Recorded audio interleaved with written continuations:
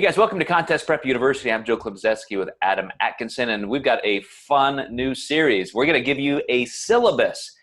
What would Contest Prep University be without a syllabus? And this came to my mind, Adam. You sent me a great idea, and I loved exactly what you said. All the steps we want to go through in terms of the principles. People really need to know the foundational steps. But I'm in the middle of two intensely fast summer terms, a summer term for a degree I'm doing. And man, the first thing you do, you live and die by that syllabus. You print that thing out, you post it, you make sure you're doing everything, by the dates. And I think that's an incredibly important thing for people to understand in contest prep. And the very first thing you do with a syllabus is you look at the reading list. What books do I have to buy? So let's talk in this first step about the kind of content we want our friends to fill their minds with, our coaches to be giving to their clients. And of course, the first thing that comes to my mind is to never allow yourself to stray from having something supported by evidence given to you by coaches who are driven by evidence. So we just did a coaching series, and I'd love to hear your thoughts again, just to reiterate how important it is to know where you're getting your information and how you are going to validate it yourself personally. Yeah, more important today than any other time with Instagram, Facebook, podcasts that a lot of people are doing. They will talk about, maybe anecdotal evidence or, I did this with this client and this is what happened.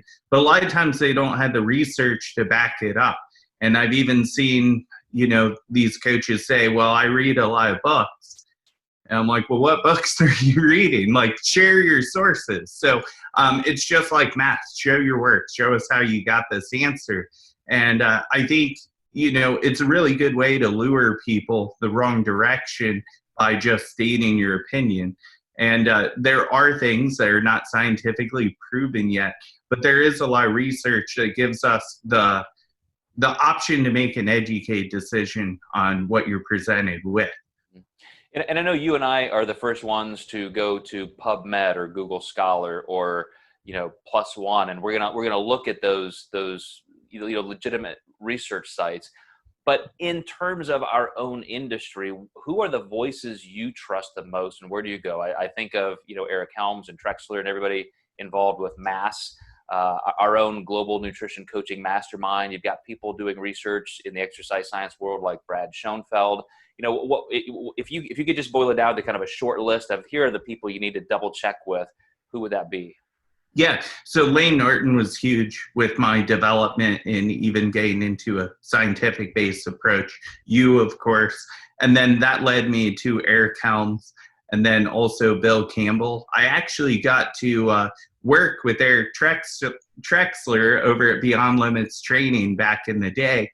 And I didn't realize what a research junkie he was until I got to meet him. And I've kept in touch with him over the years. And these are people who have a passion for coaching, but their passion for research is so much greater. They're incredible coaches, but they just want to research all the time. So these are people that I view the top of the pyramid that would blow us away if they had the capacity to work with more clients, but they don't because it's all based on research. So in a way, they're like my professor to help me sniff out things that I don't have time to sniff out because I'm working with so many clients, Absolutely. And there's a culture war right now. There was actually an NPR article. This guy wrote this book saying, why don't we trust experts anymore? And he said it's not because we think that they're not smart. We just think as a society now we are smarter than them. So never before have people gone into their physician and said, no, I think you're wrong because I read this thing on WebMD. So you're telling a medical doctor that you're smarter than them. And I think to your point, when we find those people who are that passionate about the research, think of all the information that they have disseminated down into one stream for you that you can then say, okay, I trust this person. I can trust what they say, but let's get some different perspectives. That leaves a lot of people out in that second rung, third rung, maybe to completely ignore, but you really do have to, like you said, create this almost little board of advisors in your own mind of who you're going to pay attention to. Absolutely. It's really easy to get lost if you listen to too many people. Mm-hmm. Awesome. Well, you guys stay tuned. We got 9 more episodes in this series. We're going to give you the full syllabus, everything you need to know for a successful contest prep.